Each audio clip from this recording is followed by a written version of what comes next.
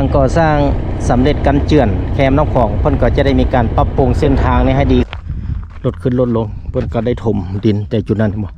ถมหินออกขอบแล้วโอ้พุ่นก็จะเป็นที่บ่อนก่อสร้างสำพุ่นพี่น้องเห็นรถจกอยู่พุ่นพอจะเห็นมัวๆนะเป็นสบายดียินดีต้อนรับเข้าสู่ช่อง YouTube สวรรค์บรรณาพี่น้องพบกันเส้นเก่าเส้นเคยวันนี้จะนำพาท่านผู้ชมไปรับชมบรรยากาศในยามฮ้อนๆในพี่น้องตอนสวยใช้เวลาว่างๆพาท่านผู้ชมไปรับชมแคมป์ของจากบ้านจอมเจียงไปฮอดพระธาตุเมืองเก่าเพื่อนว่ามีการปรับปรุงก่อสร้างกันเจือน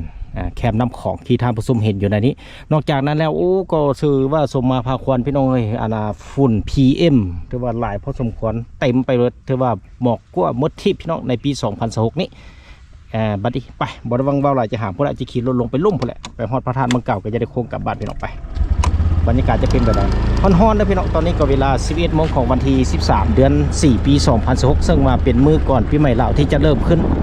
ในอีกบ่พอเท่าใดชั่วโมงพี่น้องเพราะว่าปีใหม่ลาวเริ่มวันที่ 14 15 16มื้อนี้เป็นวันที่ 13 เดือน 4 2016นี่ที่ท่านผู้ชมเห็นนี่ก็ถนนแคมป์ของเขตนี้เป็นบ้านจอมแจ้งขึ้นการเมืองท่าแขกแขวงคำม่วนแล้วก็คือท่านผู้ชมเห็นก็จะเป็นน้ำของเฟื่องประเทศเพื่อนบ้านเบื้องนั่นที่เห็นนั้นก็คือนครพนมข่าวมาว่าเพื่อนก่อนี่มีการปรับปรุงตัวแปลงนี่เห็นมีการขยายก็จากนั้นแล้วก็จะมีเหตุการณ์เจือนทางนี้แคมป์ของนั่นเองพี่น้องบอกอากาศร้อนเอาพี่น้องเลยร้อนหลายในช่วงสงกรานต์ปีใหม่ก็ถือว่าอีกหนึ่งเหมาะสมที่เขาจะมีการเล่นน้ำนั่นเองนี่ในจุดดังกล่าวนี่ก็ถือว่าเป็นอีกจุดหนึ่งที่ว่ามันเจือนในช่วงยามฝนนี่จุดนี้เจือนในช่วงฝนเพื่อก็ได้เอาดินมาปกคลุมไว้แบบสิเพื่อหลีกเลี่ยงมีรถกายไปกายมาย่านตุกก็เลยว่าเอากองดินมาใส่ไว้นั่นเองโอ้ในพุ่นก็เป็นพลานเห็นอยู่กลางน้ำของเลยพี่น้องเลยถ้ามีขี่เหือไปเบิ่งนี่ก็จะสวยงามโบเห็นรถแล่นพี่น้องเว้ยมันกามเว้งแสดได้ขี่ตอนนี้กลางเว้นแสดจะไปฮอดพุ่นพระธาตุเมืองเก่าแล้วก็จะได้โค้งกลับต้องขอบใจ FC ทางภายในและต่างประเทศที่สนับสนุนช่อง YouTube สวรรค์บรรณาด้วยดีเสมอมาได้ท่านผู้ชมเพื่อจะได้รับวิดีโอใหม่ๆให้ท่านผู้ชมได้รับชมในตอนต่อไปนั่นเองพี่น้องเห็นบ่เขตนี้เพิ่นก็ได้เริ่มก่อสร้างมาฮอดจุดนี้สังเกตพี่น้องการก่อสร้างของเพิ่นก็จะเอาหินตันทางบนนั้นแล้วก็ถมทรายหลังจากนั้นแล้วก็อัดดินขึ้นมานี่จุดก่อสร้างของเขตเป็นเขตบ้านทักแขกกลางของ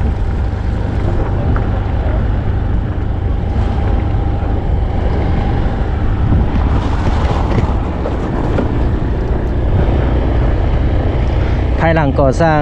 สำเร็จกันเจือนแคมน้ำของเพิ่นก็จะได้มีการปรับปรุงเส้นทางนี้ให้ดีขึ้นคือเก่าพี่น้องในแคมของเพิ่นก็ได้จงมีต้นไม้ที่อยู่ในนี้แต่ว่ามาเมื่อคืนนี้กับใต้ไฟหุ่งเซินเทือนเลยพี่น้องไปมาได้สะดวกในขอบเขตนี้โดยเฉพาะในยามหัวแรงก็มีผู้คนมาย่างมาขี่รถถีบออกกำลังกายก็ถือว่าเป็นอีกหนึ่งบรรยากาศที่สร้างสีสันให้แก่ดึงดูดนักท่องเที่ยวทางภายในและต่างประเทศที่เข้ามาเที่ยวชมเขตเมืองท่าแขกแขวงคำม่วนนั่นเองในเบื้องนี้ก็จะเป็นทุ่งนาพี่น้องถ้าว่าไม่เฮามาในยามฝนนี่ก็เขียวงามประเทศไทยเฮ็ดนาอยู่ที่จุดเขตนี้จะเป็นบ้านท่าแขกกลางได้พี่น้องบ้านท่าแขกกลาง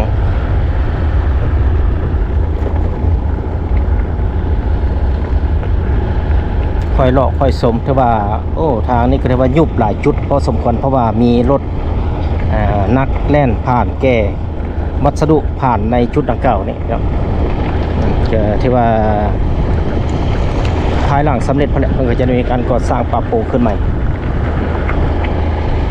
อยู่ในช่วงก่อสร้างเลยพี่น้องในช่วงก่อสร้างกันเจือนมายามฮ้อนๆแบบซี่ก็จะบ่เห็นรถมีการก่อสร้างเพราะว่าสืบเนื่องมาจากเพิ่นมีการพักผ่อนและก็ได้จะพักในใส่ช่วงสงกรานต์ปีใหม่นั่นเอง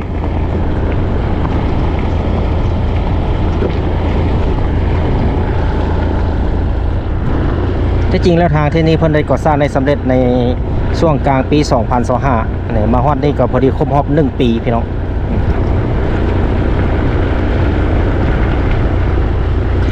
ต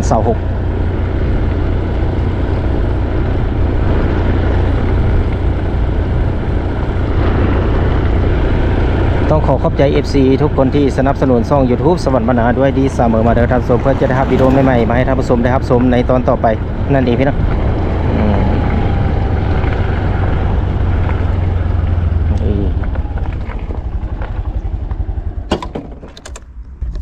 นี่มาสังเกตเห็นบ่ก็ถือว่าเพิ่นได้เริ่มปรับปรุงขุดแล้วก็เพิ่นจะถมแล้วก็ได้อัดแน่นขึ้นมาหลังจากนั้นก็จะเฮ็ดกันเจือนในชุดหลังเก่าโอ้พี่น้องเลยต่อไปก็ถือว่าไม่วางใจและสะดวกสบายพอได้เฮ็ดก่อสร้างกันเจือนนี้แล้วสังเกต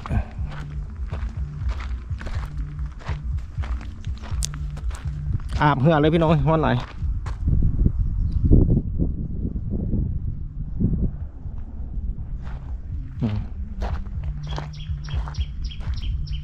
ทุน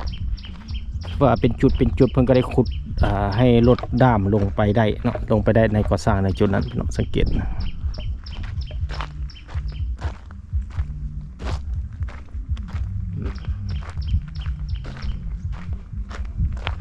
รถขึ้นรถลงเพิ่นก็ได้ถมดินแต่จุดนั้นถมหินออกขอบแล้วก็เอาดินอัดขึ้นมาสร้างกันเจือนขึ้นมาที่เห็นเสาสูงๆเป็นเสาไฟฟ้าข้ามของระหว่างท่าแขกและนครพนมพี่น้องสายไฟฟ้าแห้งสูงปุ่นเกือบบ่เห็นฝุ่น PM เต็มเลยพี่น้องเลยไปสืบต่อลงไปจนฮอดพอแล้วขอบเขตพระธาตุเมืองเก่าพอแล้วก็จะได้กลับ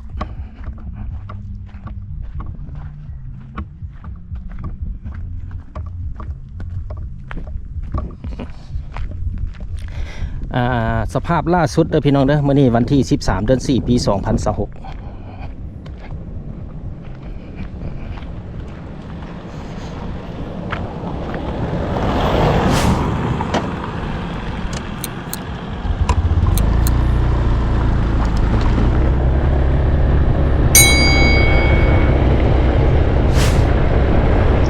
ถือว่าเป็น2เส้นทางในพี่น้องในเบื้องนั้นก็เป็นอีก1เส้นทางที่ออกมาเป็นเส้นทางขนาดในเบื้องแคมน้ำของก็ไปจอดกันอยู่ปากแม่น้ำปากซีมังนั่นเองเป็นจุดนี่ก็จะอีกนี่จุดหนึ่งเพิ่นได้ขุดให้รถด้ามรถโลขึ้นได้ลงได้ในจุดนี้เพิ่นก็ได้เทโอ้สายสลิงดึงกระสังปลาพี่น้องทางเบื้องหน้าเป็น3จุดที่ท่านผู้ชมเห็นกันเป็นบ่อนขายปลากระสังปลาอยู่แคมน้ำของนั่นเอง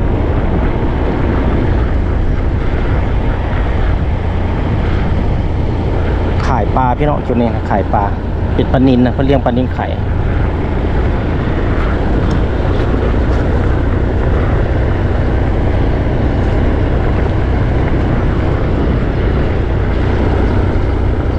โอ้ถือว่าข้าพเจ้าก็บ่ได้มาทางนี้ก็เกือบเดือนกว่าพี่น้องเดือนปลายละพามาสุดก่อนก็ได้มารออีกทีหนึ่งมาบัดนี้ก็มารออีกในกลางเดือน4 2026ก็เอาบรรยากาศในอัปเดตล่าสุดเป็นแบบนี้ถ้ามายามหัวแรงจะมีทางรถถีบมีทางคนย่างคนแล่นอยู่ในถนนดังกล่าวพี่น้องในยามหัวแรงได้เลยหลัง5 โมงต้นไปก็จะมีผู้คนมาหลายเลยไปมีโอกาสมีเวลาก็สามารถมาเบิ่งมาชมมาเลาะมาเล่นมาเที่ยวได้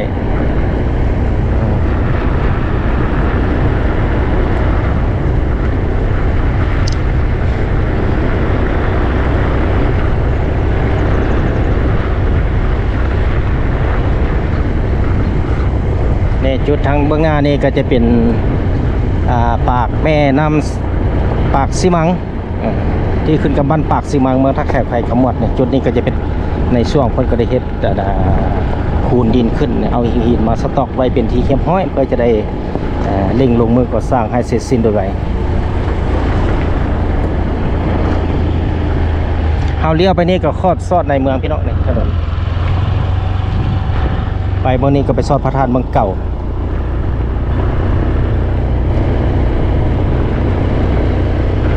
ปากแม่น้ำปากซีมังแม่น้ำปากซีมังที่จริงแล้วนี่เพิ่นก็ได้โอ้กำลังเฮ็ดบอกนี่เทลีน กำลังก่อสร้างพี่น้อง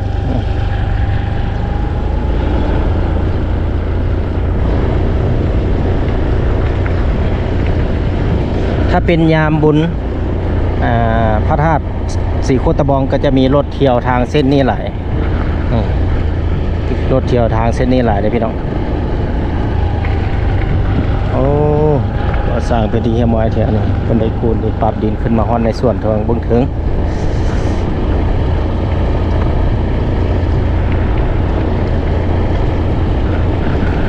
สำเร็จไปหลายพอสมควรในส่วนเบื้องลงก็จะเห็นกระสังปลาปิดกระสังปลาแล้ว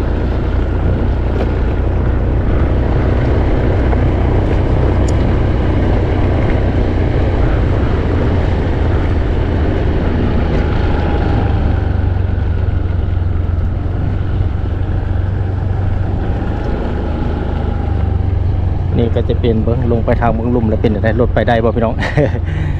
ลงไปเท่าที่ไปได้โอ้สำเร็จไปโดยหลายแล้วนำไส้ดีพี่น้อยนำของกันได้เนี่ยโอ้นี่โอ้พุ่นก็จะเป็นที่บ่อนก่อสร้างสำเร็จแล้วฮั่นก็จะเป็นแถวพระธาตุสีโคตะบองพี่น้องสำเร็จเป็นที่เฮียมห้อยเราต่อจากนั้นมานี่เพิ่นก็อยู่ในช่วงกำลังก่อสร้างนี่เห็นไหม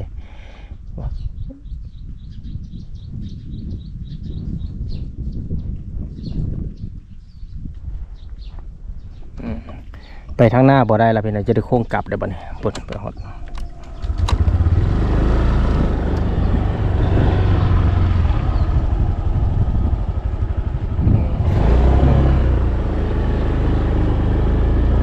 โค้งกลับ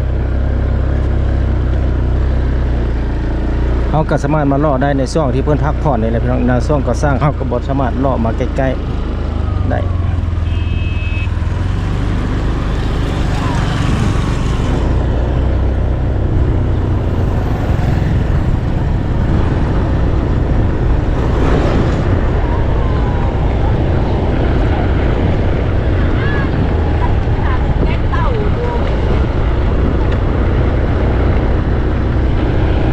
ว่าเพิ่นก็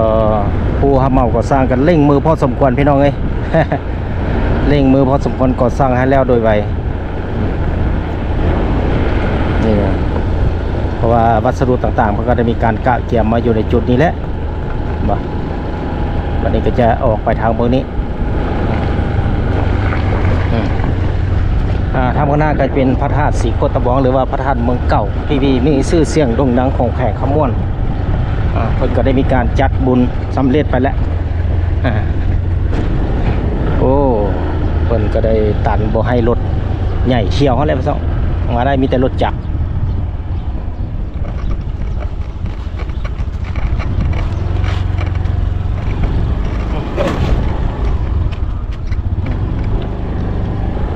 เพราะว่าเพิ่นให้แต่รถจักรคนย่างเที่ยวมาก่อนเพิ่นยังบ่ได้อนุญาตให้รถใหญ่มาเท่านั้นเจ้าเกตนี่เป็นเดินที่เฮียบห้อยที่จริงแล้วตัวนี้ก่อสร้างแล้วแหละสร้างแล้วตั้งแต่ท้ายปี 2025เป็นที่เฮียบห้อยนี่ย้อนกลับไปทางเบื้องนั้นก็ไปโดยรวมประมาณนั้นพี่น้องเพิ่นขยายออกมาทางเมื่อนี้จะเห็นพระธาตุสีโคตะบองจุดนั้นหรือว่าพระธาตุเมืองเก่าวันนี้ข้าพเจ้าจะขี่รถอ้อมนี่แหละก็ถือว่าเอาเป็นแบบไวๆพี่น้องเอ้ยก็ทีมงานช่องสวัสดิ์บรรณาก็ได้มีการอัปเดตพระธาตุสีโคตะบองมาหลายๆวิดีโอก็สมควรก็สามารถไปทับชมย้อนหลังได้เลย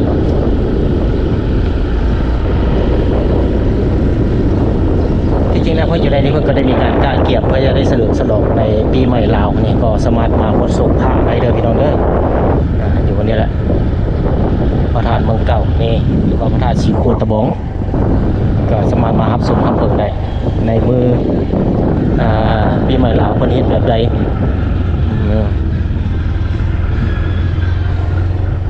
โอ้ก็ถือว่าการก่อสร้างการเจือนเพิ่นก็ได้สืบต่อจากขอบเขตพระธาตุเมืองเก่าลงไปฮอดหาดม่วงสุมนี่ก็ถือว่าภายหลังเสร็จสิ้นพักในช่วงสงกรานต์3 วันก็เพิ่นก็ได้ดำเนินต่อสืบต่อเป็นที่เฮียบห้อยพี่น้องในขอบเขตที่ท่านผู้ชมเห็นเป็นเรือท่านจะเป็นเรือชาวประมงเรือหาปลาเลยพี่น้องเพิ่นก็จะนอนพักอยู่ในนั้นในเมื่อคืน เป็นตูบเป็นตุ่มเป็นเหือได้พี่น้องเลยเป็นเหือแพนี่เพิ่นหาปลาแล้วก็มาไปใบนี้ถ้าว่าได้ปลาเขาก็สามารถไปถามไปสอบถามไปซื้อได้เย็นดีอยู่หั่นน่ะ จับเจ้าเช่นยังนั่ง เป็นเหือหาปลาแม่นั่นน่ะ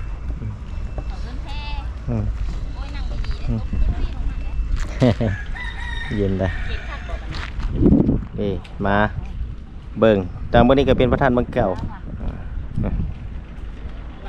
เบื้องนั้นก็จะเป็นเบื้องฝั่งนครพนมประเทศเพื่อนบ้านพุ่นคืออีลาไปขี่เลยคืออีลาไปขี่เลยจะไปเบิ่งในโซนเบื้องใกล้ๆกันพี่น้องเพิ่นกำลังลงดินอัดแน่นดินขึ้นมาเพื่อเร่งให้แล้วก่อนช่วงฝนถ้าว่าฝนตกมาน้ำจะท่วมสูงฮอดพี่นะพี่น้องคันที่1พี่แหละก็เลยว่าเพิ่นได้เร่งก่อสร้างการเจือนแคมน้ำของในช่วงฤดูแล้งส่วนในการตกแต่งทางย่างอื่นๆในส่วนเทิงนี้เพิ่นก็จะเฮ็ดในช่วงย้ำฝนก็ได้พี่น้องก็ถือว่าอีกหนึ่งจุดที่ท่านผู้ชมเห็นเพราะว่าในปี 2025 เพิ่นก็ได้เร่งเฮ็ดจุดบริเวณขอบเขตพระธาตุเมืองเก่าก่อนหลังจากนั้นเพิ่นก็ได้สืบต่อมาทางเบื้องนี้กำลังอัดแน่นดินพุ่นที่เห็นใกล้ๆพุ่นพี่น้องเห็นรถจกอยู่พุ่นพอจะเห็นมัวๆนะเป็นบ่อนเพิ่นดูดแห่สายเขตบ้านม่วงสู่เมืองท่าแขกแขวงขม่วนและต่อมาท่านก็จะเป็นจุดที่ว่าเพิ่นหาปลาเส้นกันที่ว่ามีชื่อเสียงโด่งดังบางครั้งได้ปลาหลายเพิ่นก็กวดอยู่ในนั้นกวดมองหรือว่าไหลมองจะดึงมองไปอ้อมไปจอดอยู่ใกล้ๆบ่อนเผาดูดทรายนั่นเอง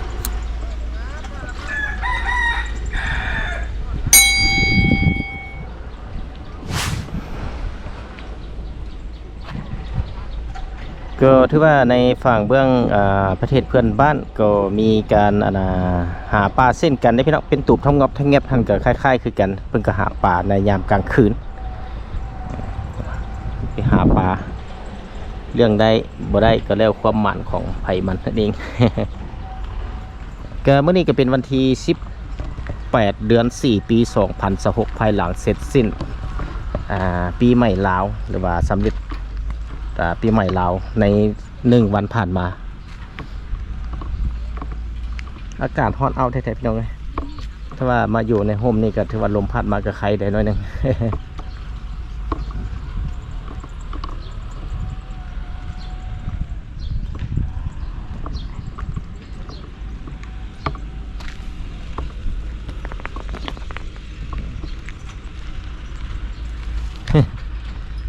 จะมาแกง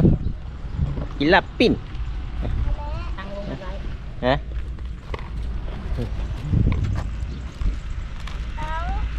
เย็นช่วยอากาศ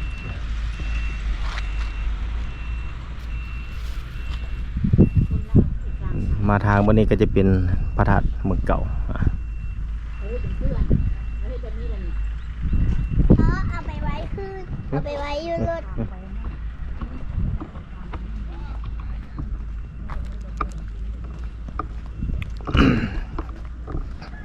ในเดือนดังกล่าวพี่น้องในยามบุญกับมีแต่คนขายเครื่องอยู่ในจุดนี้เต็มเลย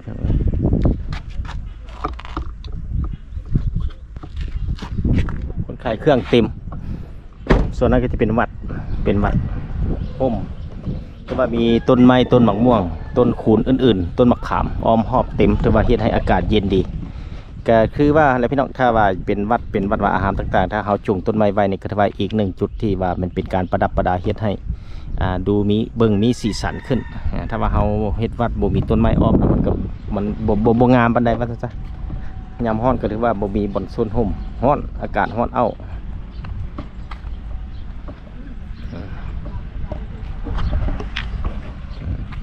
พี่จะได้ท่านผู้ชมนั่นก็แม่นพาท่านผู้ชมมารับชมบรรยากาศภายหลังที่ได้เลาะพระธาตุไปมัดแขนอยู่ในแล้วออกมาเบิ่งทางเบื้องแคมป์น้ำของเพื่อนว่ามีการสืบต่อเนื่องในการเฮ็ดก่อสร้างการเจือดนั่นเองพี่น้องเป็นยังไงมาฮอดนี้การนำเสนอวิดีโอตัวนี้ขอจบไปก่อนพบกันใหม่ตอนต่อไปครับ